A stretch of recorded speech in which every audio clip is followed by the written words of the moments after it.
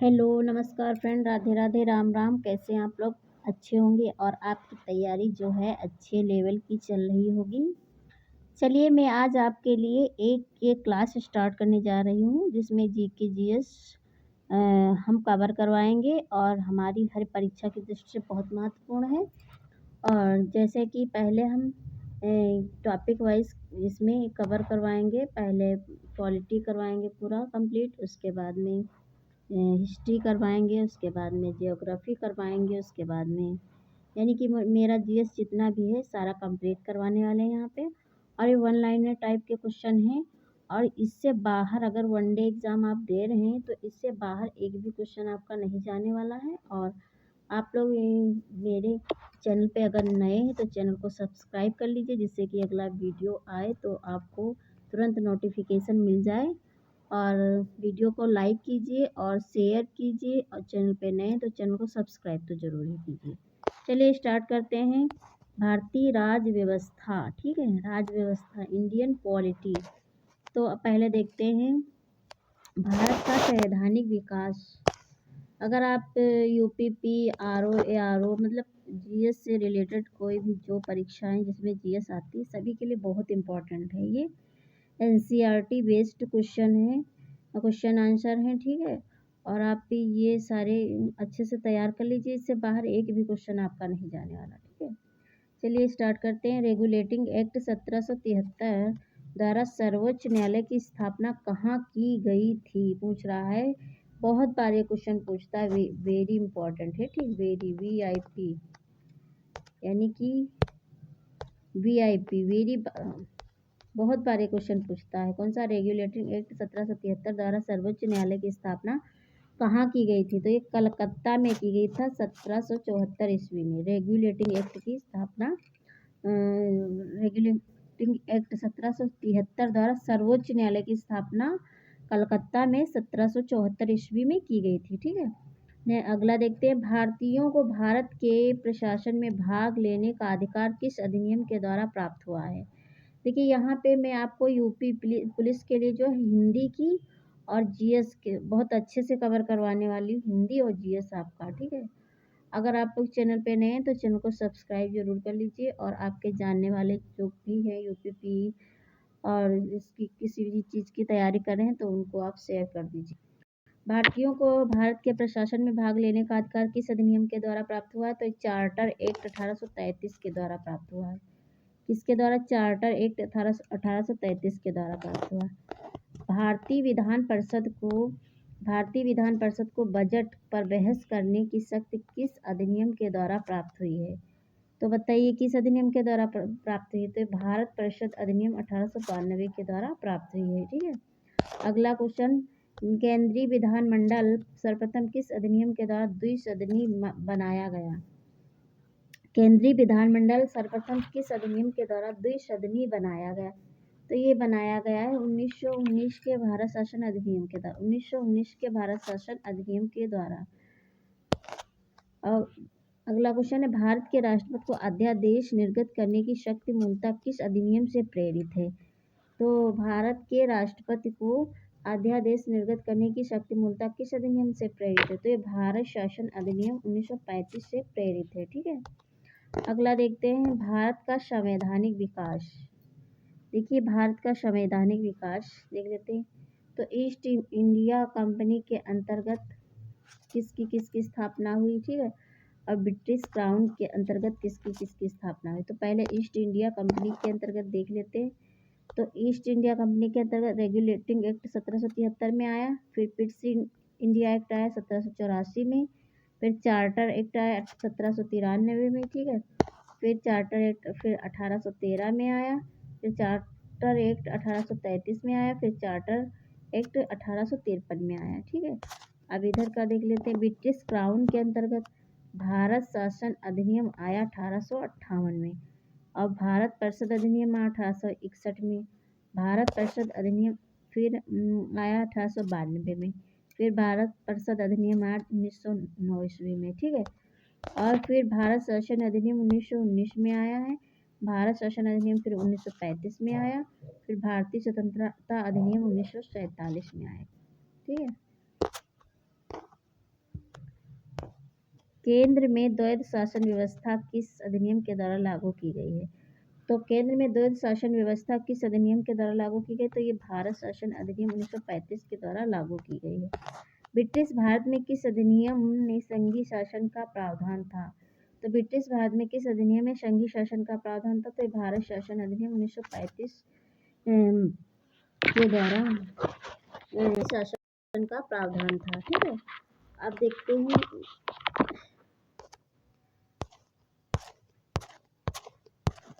अगला देखते हैं अखिल भारतीय संघ आप अगर सीटेट वगैरह दे रहे हो उसके लिए भी बहुत महत्वपूर्ण है, क्योंकि एनसीईआरटी बेस्ड क्वेश्चन सारे हैं। अखिल भारतीय संघ स्थापित करने का प्रावधान किस अधिनियम में किया गया? तो किस अधिनियम में किया गया? तो भारत शासन अधिनियम 1935 में किया गया। ठीक है, अखिल भारतीय संघ स्थापित करने का प्रावधान किस अधिनियम में? भारत शासन अधिनियम 1935 में किया गया।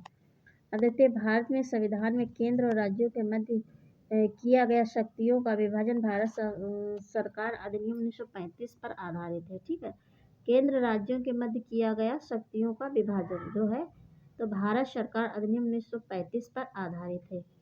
एक निर्वाचित संविधान सभा द्वारा भारत के संविधान का निर्माण करने का प्रस्ताव किसके द्वारा दिया गया था? तो ये क्रिप्स मिशन के द्वारा दिया गया था। ठीक है, अगला देखते हैं मनीषा।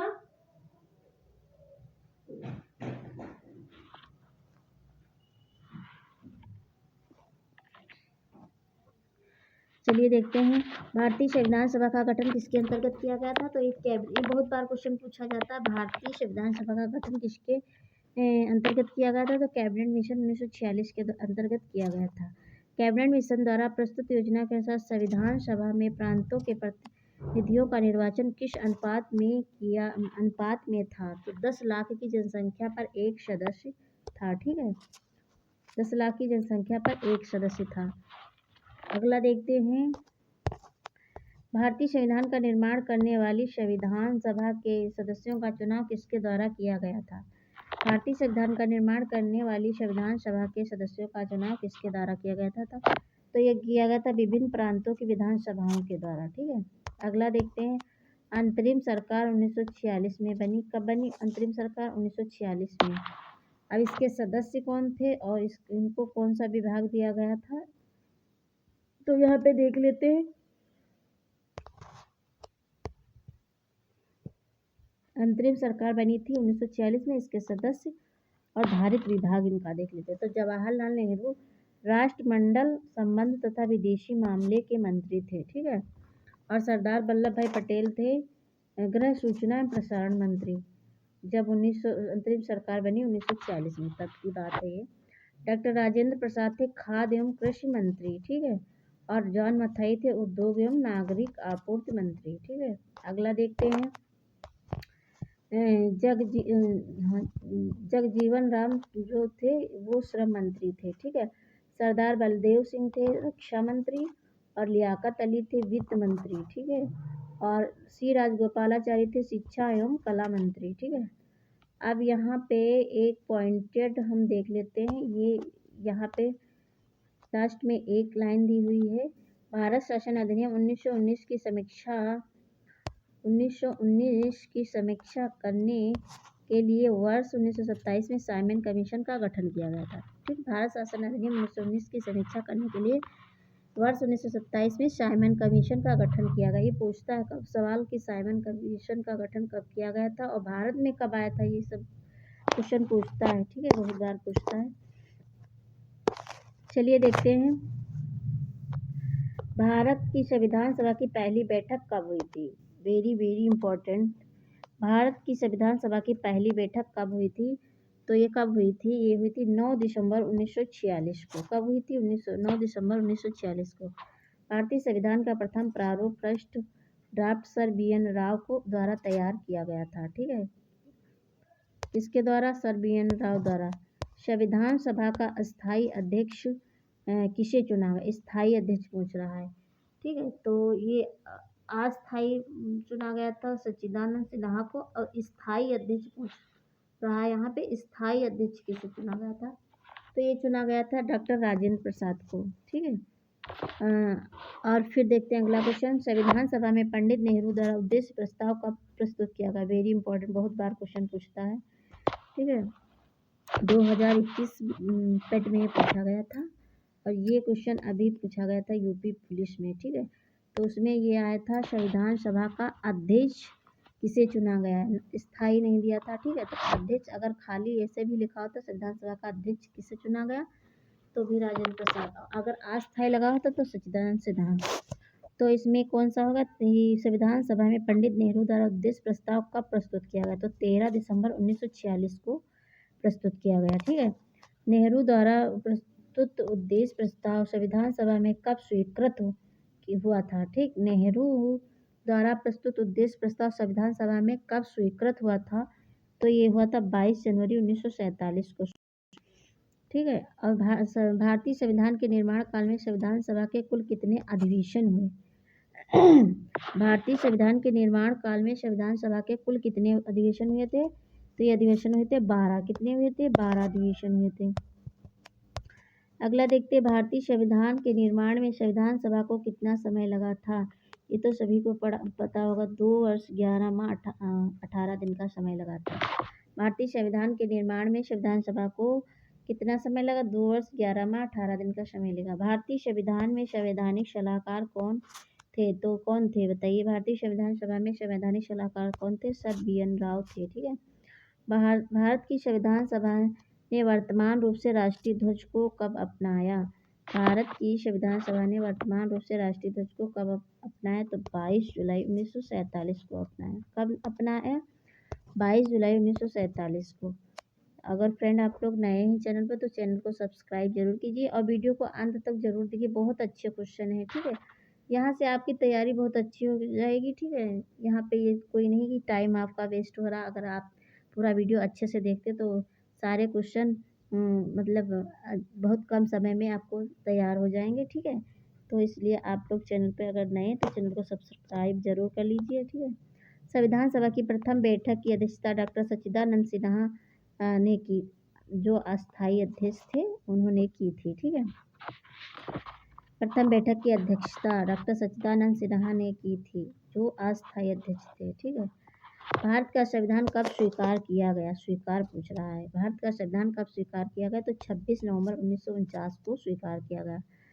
अगला क्वेश्चन देखते हैं, भारतीय संविधान पूर्णतः कब लागू हुआ था? तो ये 26 जनवरी 1950 को लागू हुआ। भारतीय संविधान पूर्णतः कब लागू हुआ था? तो कब लागू हुआ था? ये हुआ था 26 जनवरी 1950 को लागू हुआ था। कब? 26 जनवरी 1950। अब यहाँ से संविधान सभा के विषय में थोड़ा देख लेते हैं।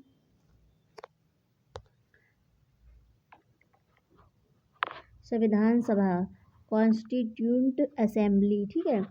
तो इसका गठन कब हुआ? 9 दिसंबर 1946 को संविधान सभा की प्रथम बैठक हुई, ठीक है, जिसमें डॉक्टर सच्चिदानंद सिन्हा को अस्थायी अध्यक्ष तथा 11 दिसंबर 1946 को डॉक्टर राजेंद्र प्रसाद को स्थायी अध्यक्ष चुना गया, ठीक है।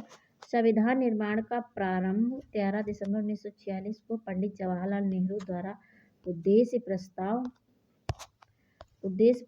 से हुआ, जिसे 22 जनवरी 1947 को सर्वसम्मति से स्वीकार कर लिया गया। फिर 26 नवंबर 1949 को भारतीय संविधान अंगीकृत किया गया, जबकि 26 जनवरी 1950 को इसे पूर्णतः लागू किया गया, ठीक है। अब देखते हैं अगला। सारे क्वेश्चन यहीं से आएंगे, ठीक है, कहीं बाहर से नहीं आते हैं। बस पढ़ने का अच्छे से पढ़ लीजिए बस आप लोग। 26 नवंबर 1949 को भारतीय संविधान किसके द्वारा अधिनियमित किया गया? तो संविधान सभा के द्वारा अधिनियमित किया गया। किसके द्वारा? संविधान सभा के। जन गण मन को भारत के राष्ट्रगान के रूप में कब अपनाया गया? तो 24 जनवरी 1950 को अपनाया गया। जन गण मन को भारत के राष्ट्रगान के रूप में 24 जनवरी 1950 को अपनाया गया, ठीक है।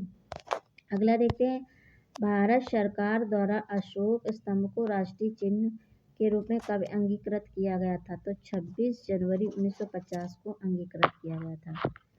अगला देखते हैं, संविधान सभा की सलाहकार समिति के अध्यक्ष सरदार वल्लभ भाई पटेल थे। कौन थे? सरदार वल्लभ भाई पटेल। संविधान सभा की झंडा समिति के अध्यक्ष कौन थे? डॉक्टर राजेंद्र प्रसाद थे। संविधान सभा की झंडा समिति के अध्यक्ष कौन थे? डॉक्टर राजेंद्र प्रसाद थे। अगला देखते हैं प्रमुख समितियां एवं उनके अध्यक्ष। तो संघ शक्ति समेत पंडित जवाहरलाल नेहरू, संघीय संविधान समेत पंडित जवाहरलाल नेहरू, प्रांतीय संविधान समेत सरदार वल्लभ भाई पटेल और प्रारूप समिति डॉक्टर भीमराव अंबेडकर। प्रारूप समिति के अध्यक्ष डॉक्टर भीमराव अंबेडकर। मौलिक अधिकारों एवं अल्पसंख्यकों संबंधी परामर्श समिति के सरदार वल्लभ भाई पटेल अध्यक्ष थे। ठीक है। प्रक्रिया नियम समिति डॉक्टर राजेंद्र प्रसाद। राज्यों के लिए समिति पंडित जवाहरलाल नेहरू और संचालन समिति डॉक्टर राजेंद्र प्रसाद। अब देखते हैं संविधान सभा के कार्यों में से संबंधित समिति के अध्यक्ष कौन थे? तो जीवी मावलंकर थे। कौन थे? जीवी मावलंकर। Doctor B R. अम्बेडकर की अध्यक्षता में संविधान सभा की प्रारूप समिति में 6 अन्य सदस्य थे। N. Gopalaswami Ayyangar, doctor K M. Munshi, B M. Mitra. बाद में इनके स्थान पर एन. माधव राव, आह्लाद कृष्णस्वामी अय्यर, सैयद मोहम्मद सादुल्ला तथा टी.पी. खेतान। बाद में इनके स्थान पर टी.टी. कृष्णमाचारी थे। ठीक है। अगला देखते हैं संविधान सभा ने डॉक्टर बी.आर. अम्बेडकर की अध्यक्षता में प्रारूप समिति का गठन कब किया था? तो 29 अगस्त 1947 को। कब किया था? 29 अगस्त 1947 को किया था। Doctor B R. अम्बेडकर का संविधान सभा में निर्वाचन किस प्रेसिडेंसी से हुआ था? बम्बई प्रेसिडेंसी 1947 से 50, पहले बंगाल प्रेसिडेंसी से 1946 से 47 में हुआ था। ठीक है। अगला देखते हैं, ये नोट पॉइंट देख लेते हैं। यहाँ पे एक है, भारत का संविधान मूलतः 2 भाषाओं में हिंदी तथा अंग्रेजी में लिखा गया था और सभी सदस्यों ने इन दोनों प्रतियों पर हस्ताक्षर किए थे। ठीक है। अब देखते हैं संविधान के विभिन्न प्रावधान या उनके स्रोत।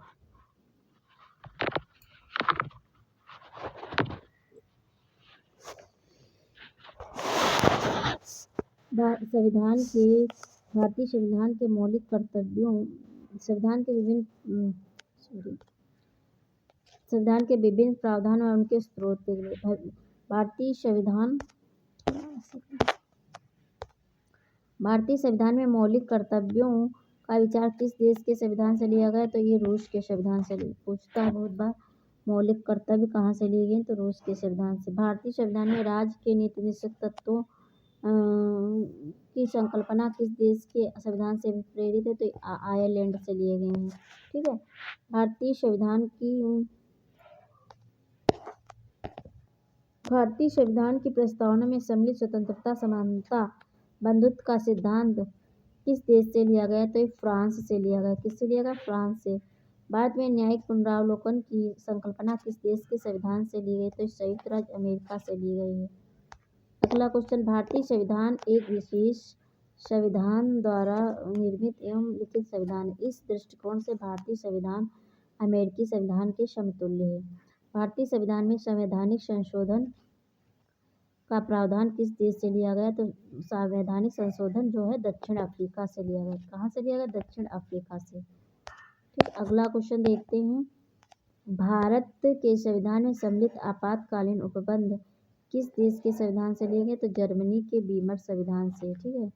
शक्तिशाली केंद्र के साथ भारत की संघात्मक व्यवस्था किस देश के संविधान से प्रेरित है? तो कनाडा से प्रेरित है। कहाँ से प्रेरित है? कनाडा से। अगला देते हैं, भारत के संविधान में सम्मिलित समवर्ती सूची किस देश से ली गई? वेरी इंपॉर्टेंट, बहुत बार पूछता है, यूपी पुलिस में पूछा गया था। ऑस्ट्रेलिया से ली गई समवर्ती सूची। भारतीय संविधान में निहित विधि द्वारा स्थापित प्रक्रिया किस देश के संविधान से ग्रहण की गई है? तो भारतीय संविधान में निहित विधि द्वारा स्थापित प्रक्रिया किस देश के संविधान से ग्रहण की गई? तो जापान के संविधान से। ठीक। कहाँ से? जापान के संविधान से ली गई विधि द्वारा स्थापित प्रक्रिया।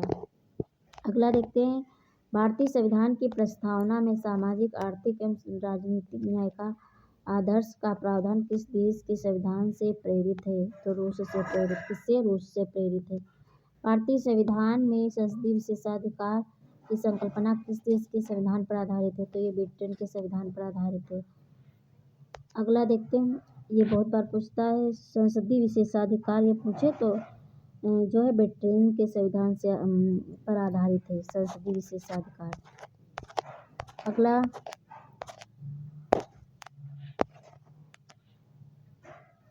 भारत के संविधान में सम्मिलित मूल अधिकार किस देश के संवैधानिक प्रावधानों से प्रेरित हैं?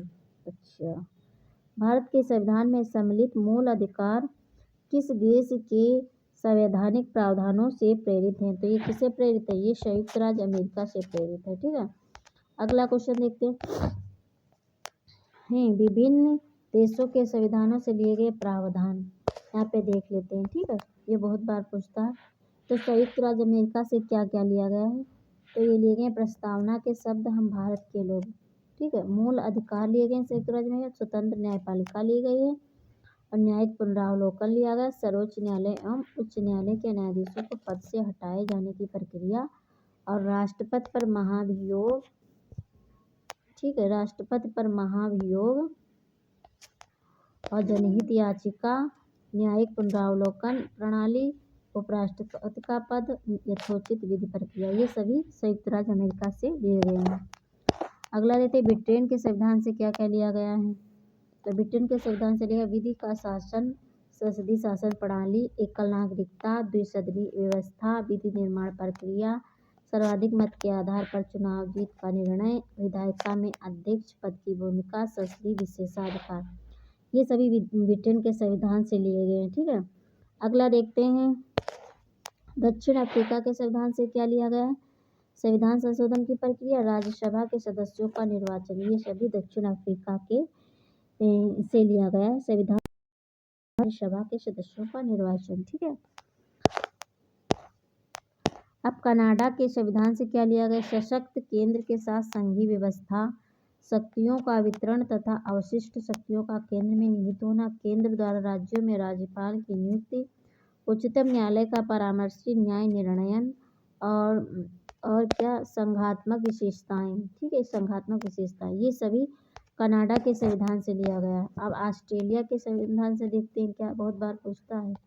तो ऑस्ट्रेलिया के संविधान से समवर्ती सूची ली गई, व्यापार, वाणिज्य एवं समागम की स्वतंत्रता संबंधी प्रावधान लिए गए, संसद के दोनों सदनों की संयुक्त बैठक ली गई, प्रस्तावना की भाषा ली गई, ये ऑस्ट्रेलिया के संविधान से ली गई।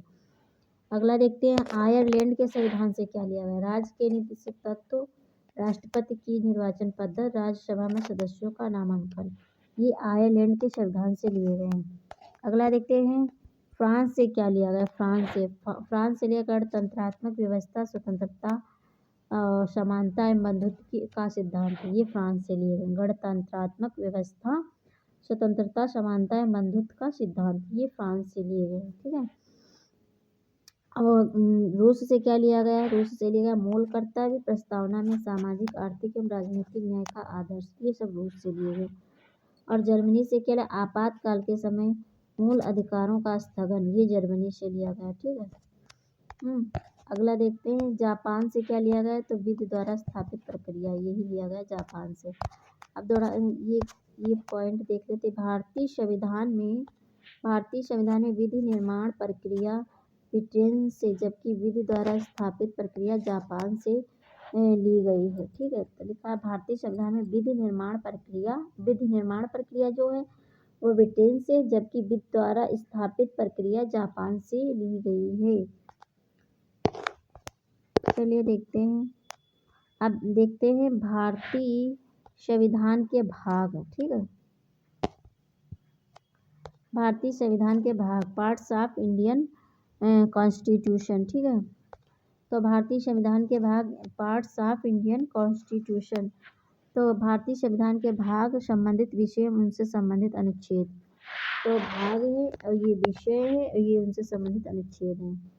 तो भाग 1 संघ और उसका राज्य क्षेत्र, ये उससे संबंधित अनुच्छेद 1 से 4 है। ठीक, 1 से 4 है। ठीक है, तो भाग 1 संघ और उसका राज्य क्षेत्र, अनुच्छेद 1 से 4 तक। ठीक है, और भाग 2 में नागरिकता है, जो अनुच्छेद 5 से 11 में तक है। ठीक है, जो भाग 2 में नागरिकता है, जो अनुच्छेद 5 से 11 में तक है। ठीक है, अगला देखते हैं थर्ड वाला, भाग 3 में है। भाग 3 में क्या है आप लोग बताइए? मूल अधिकार। और ये अनुच्छेद कौन से हैं? 12 से 35। और भाग 4 में राज्य के निर्देशक तत्व, अनुच्छेद 36 से 51। ये बहुत बार पूछते हैं, कुछ क्वेश्चन यहाँ से बहुत बार आता है। और भाग 4 ए, 4 का यानी कि 4 का में क्या है? मूल कर्तव्य, फंडामेंटल ड्यूटीज है, ठीक है। और ये अनुच्छेद कौन से? 51 का से 51 ए तक। हाँ, 51 का यानी 51 का या ए। देखिए, तो जैसे भाग 4 ए में मूल कर्तव्य है, और अनुच्छेद 51 का। भाग 5 संघ, भाग 5 में है संघ, ठीक है, संघ यानी कि यूनियन। और अनुच्छेद कौन से हैं? 52 से 151, ठीक है। भाग 6 में है राज्य। भाग 6 में कौन सा? राज्य। और अनुच्छेद कौन सा है? 152 से 237, ठीक है। अगला देखते हैं भाग 7।